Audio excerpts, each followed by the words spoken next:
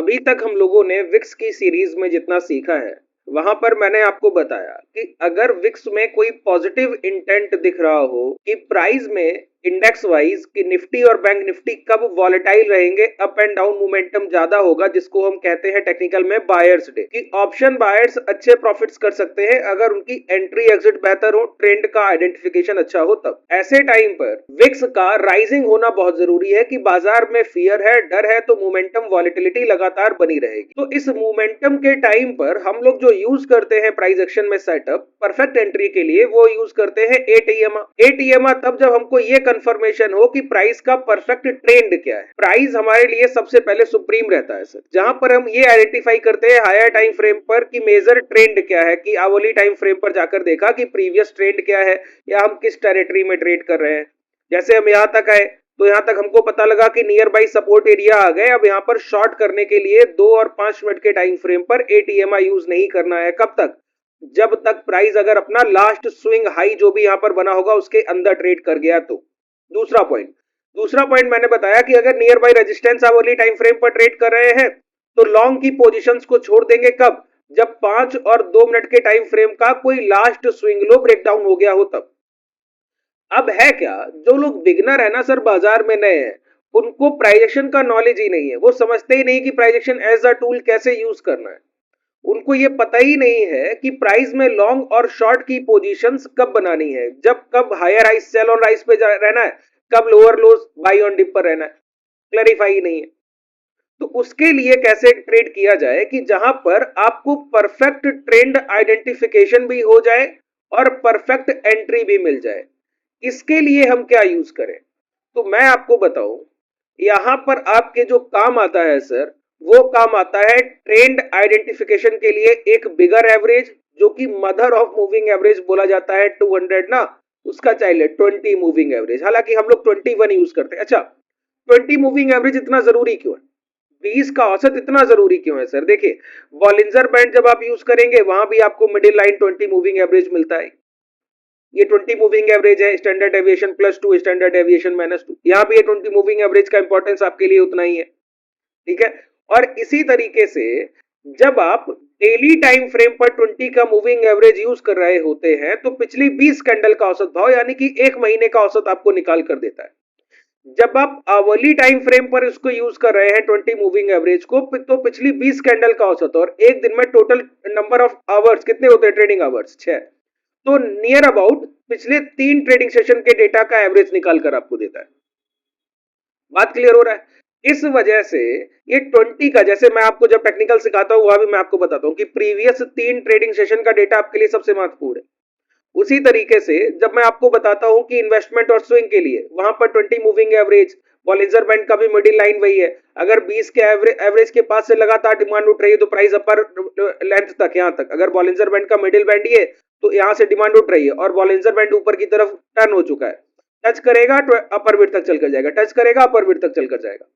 ये 20 moving average का power है। तो हम लोग ट्रेंड आइडेंटिफिकेशन के लिए 21 का मूविंग एवरेज यूज करते हैं, 21 का औसत, और ट्रेड एग्जीक्यूशन के लिए यूज करते हैं कौन सा? 6 का मूविंग एवरेज। अब देखिए यहीं पर एक पेज है, बहुत ध्यान से सुनिएगा। ये अगर आपको पॉइंट क्लियर नहीं हुआ, नहीं तो आप बार बार लैग करेंगे, ट्रेड एग्जीक्यूट करेंगे, प्राइस आपके अलग होंगे, तो आप समझ नहीं पाएंगे कब शॉर्ट कब लॉन्ग। देखिए 20 मूविंग एवरेज हम लोग यूज करेंगे SMA, सिंपल मूविंग एवरेज। ठीक है। और इसका जो सोर्स होगा वो क्लोजिंग होगा, कि कैंडल की क्लोजिंग से औसत उठा रहे हैं, पहला पॉइंट। जब हम 6 मूविंग एवरेज यूज करेंगे तो वो करेंगे EMA, एक्सपोनेंशियल मूविंग एवरेज, और इसका जो सोर्स उठाएंगे वो ट्रेंड के अकॉर्डिंग उठाएंगे। यही यहां पर आपके लिए सबसे ट्रिगर पॉइंट बनता है परफेक्ट आइडेंटिफिकेशन और परफेक्ट मोमेंटम के लिए जब आप ट्रेड एग्जीक्यूट करेंगे। अच्छा, मार्केट में जब आप ये बोले कि 3 ट्रेंड है, up trend, down trend, consolidation, तो जब भी कंसोलिडेशन होगा तो हमारे लिए ये नो मोमेंटम होगा कि इसको हम ट्रेड नहीं कर सकते, और जब ट्रेंडिंग मार्केट होगा तभी इसको हमको ट्रेड करना है।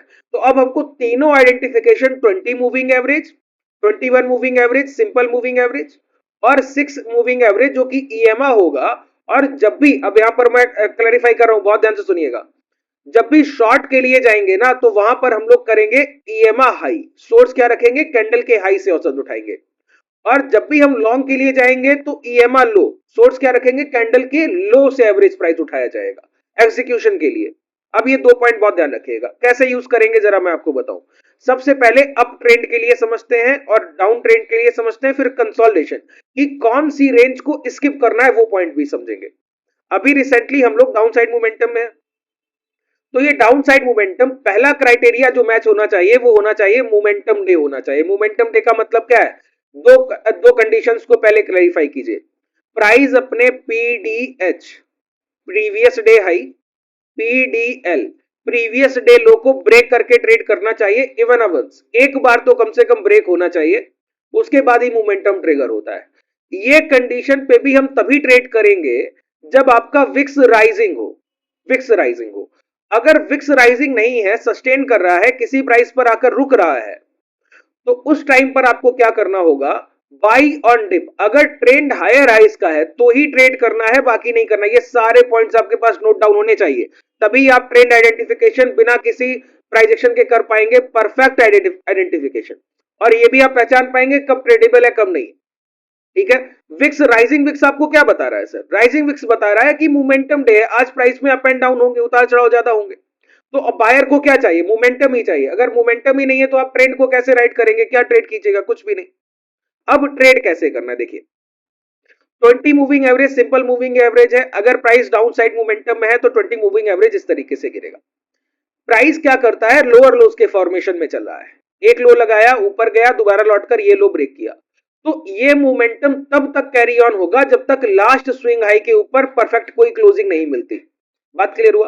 तो प्राइस ने मान लेते हैं अपना प्रीवियस डे लो ब्रेक किया, उसी टाइम पर उसका लास्ट स्विंग लो भी ब्रेक हुआ, और प्राइस जो है 21 मूविंग एवरेज के नीचे ट्रेड कर रहा है।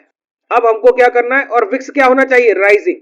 3 से 4 कंडीशन देखिए, मल्टीपल कंफर्मेशन पे जब आप ट्रेड करेंगे ना कि विक्स भी आपके फेवर में है, ट्रेंड भी आपके फेवर में है, मोमेंटम भी आपके फेवर में है, अब आपको चाहिए सिर्फ परफेक्ट एग्जीक्यूशन। अगर यही प्राइस लौट कर दोबारा लास्ट स्विंग हाई ब्रेक कर देगा, मैं इसके 2 से 3 सेशन करूंगा, ये पहला सेशन कर रहा हूं, आज शाम का या कल दोपहर का दोबारा से एक सेशन करूंगा और एक सेशन और करूंगा, 3 सेशन में लगभग लगभग ये कॉन्सेप्ट आपका पूरी तरीके से क्लियर होगा।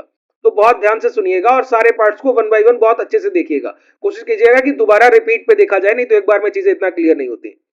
जब ये लास्ट स्विंग हाई यहां पर ब्रेक होगा ना सर, तो ये लास्ट स्विंग हाई ब्रेक होते टाइम, ये लास्ट स्विंग हाई ये ब्रेक हो गया, तो हम यहां पर शॉर्ट करना बंद कर देंगे। अगर ये लास्ट स्विंग हाई ब्रेक होने से पहले पहले प्राइस 6 ईएमआ हाई लगाएंगे यहां पर, क्यों, अब हमको शॉर्ट करना है, तो एक्सपोनेंशियल लेंगे और हाई से सोर्स रखेंगे। देखिए पिछली 6 कैंडल का औसत 2 मिनट के टाइम फ्रेम पर पिछली 12 कैंडल के हाई का एवरेज प्राइस निकाल कर दे रहा है। जब भी उसके नीचे प्राइस आएगा ना, तो पिछली 12 कैंडल्स के हाई का जो एवरेज प्राइस आ रहा है वो ब्रेक कर रहा है, वहां से मोमेंटम बहुत एक्सट्रीम होता है, और जब मोमेंटम पहले से चल रहा हो तो और एक्सट्रीम होता है। और इसी कड़ी में अगर कोई लास्ट स्विंग हाई 2 मिनट के टाइम फ्रेम का हाई ब्रेक हो गया तो हम शॉर्ट करना बंद कर देंगे, क्यों, फिर वो प्राइस चॉपी हो जाएगा, ट्रेंडिंग प्राइस खत्म हो जाएगा, हो जाता है वहीं पर।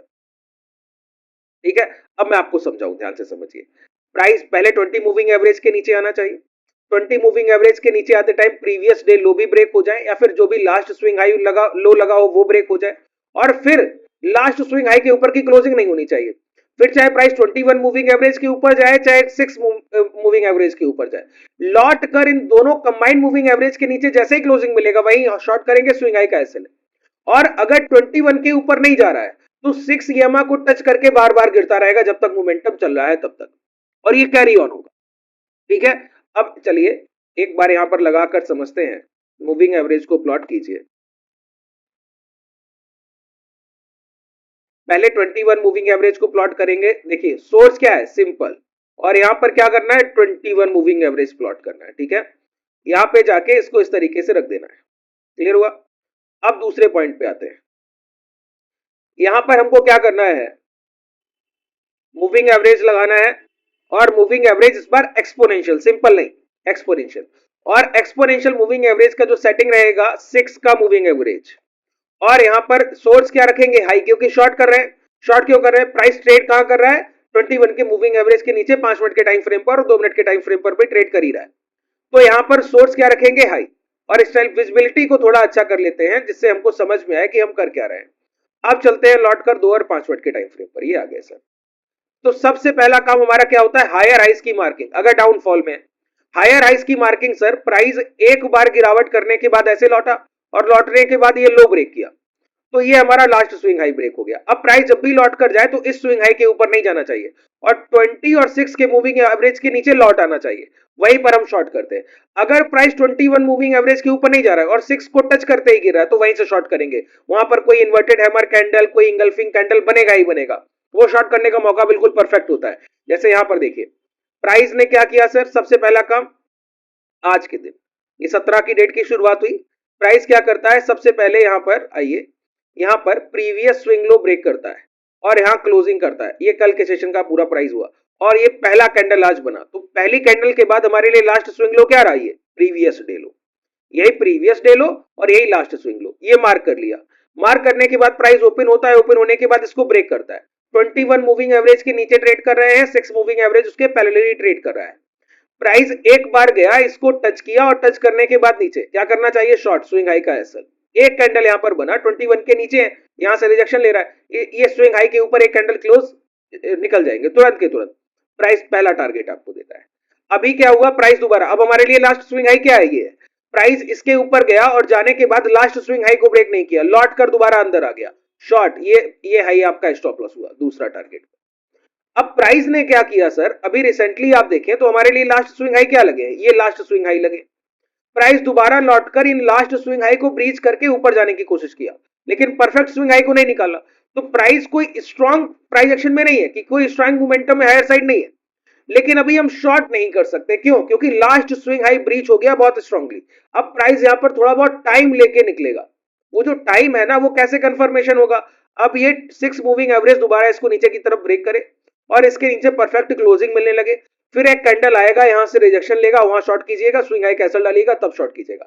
उस समय अगर इसके नीचे की लिक्विडिटी भी ब्रीच हो जाए तो बहुत बेहतर है, और जब तक इस रेंज में है तब तक आपका दोबारा ट्रेड प्लान बन रहा है, अभी हुआ नहीं। और लॉन्ग के लिए भी जा नहीं सकते क्योंकि प्राइस स्ट्रक्चर वीक है और अच्छे स्विंग हाई ब्रेक नहीं हुए। बात क्लियर हुआ, बहुत सिंपलिसिटी से समझिए, अभी मैंने आपको बहुत सिंपल कॉन्सेप्ट डिलीवर किया है। अब जब नेक्स्ट सेशन में इसका कल करूंगा या आज शाम को करूंगा, वहां पर बताऊंगा कि लॉन्ग की पोजीशंस कैसे लेते हैं, ठीक है, अभी शॉर्ट पे बात कर रहे हैं, और फिर मैं आपको बताऊंगा कि कौन सी ट्रेड्स को स्किप करना है। जैसे ये रेंज है, अब इस रेंज के अंदर कुछ भी होगा वो हमारे लिए ट्रेडेबल ही नहीं है, पूरा आइडेंटिफिकेशन प्राइस से चल रहा है सर। अब बोलेंगे लॉन्ग कैसे करेंगे, अब ये प्राइस ऊपर आया था, ये स्विंग हाई ब्रेक कर देता, जैसे रिसेंटली ये प्राइस ऊपर आया, अब ये स्विंग हाई ब्रेक कर दे 53,100 के ऊपर और ट्रेड करने लगे। ट्रेड करने के बाद यहां पर कंसोलिडेशन के बाद last second last swing high भी निकले, उसी टाइम पर हम अपने ये स्विंग का जो हाई का सोर्स है ना 6 का, इसको हम पलट के हाई से लो ले आते हैं। अब यहां पे हमको लॉन्ग करने का मौका मिलता है। बात क्लियर हुआ, अभी लॉन्ग का मौका नहीं है तो हम लोग सोर्स क्या यूज कर रहे हैं, हाई यूज कर रहे हैं। और तब हम कैसे ट्रेड करेंगे, 21 मूविंग एवरेज ऐसे, 6 मूविंग एवरेज ऐसे, अगर वहीं से लौट रहा है तो वहीं पर अंदर आके स्विंग लो ब्रेक होने से पहले पहले लौटना चाहिए, और अंदर आ रहा है तो फिर से लॉन्ग करेंगे, ये टेक्निक के साथ आगे बढ़ते हैं। और कब आपको स्किप करना है, तो पहला काम तो वही है सर, विक्स विक्स आपका 2-3% अगर नेगेटिव ट्रेड कर रहा है तो नॉन ट्रेडेबल डे है, और प्रीवियस डे हाई लो के अंदर प्राइस रह गया तो ट्रेड ही नहीं करना। देखिए मूविंग एवरेज का कॉन्सेप्ट समझ लीजिए सर, जो बेस है ना इसका वो ये है मोमेंटम, कि अगर प्राइस में मोमेंटम ही नहीं है तो औसत पर आप बार बार अपनी एसएल हंटिंग कराएंगे, और उस समय बाजार से दूर बैठना सबसे बेहतरीन डिसीजन होता है।